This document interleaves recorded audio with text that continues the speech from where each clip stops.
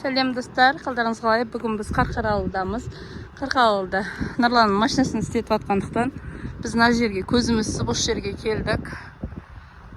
Ахмет Байтұрсынов, Алихан Бөкейханов, мына кісінің аты Әлімхан Ермеков. Ана жерде жазғыпты. Ал кісі екеуін тадым, мына кісі танымадым.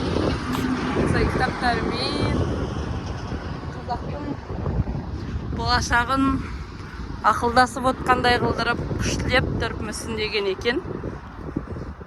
Тура жақсы мүсін депті. Қарқаралыға келген сайын көретінмін, бірақ бір фотоға түсу бұйырмапты бұл жерге. Бұл жерге осы ұлағатты ұстаздарымыздың, ақындарымыздың, ұстаздарымыздың несін сөздерін жазып қойыпты. Біздің бақытымыз өткен дәуірдің ұлы тарихы деп. Әлімхан Әбеұлы Ермеков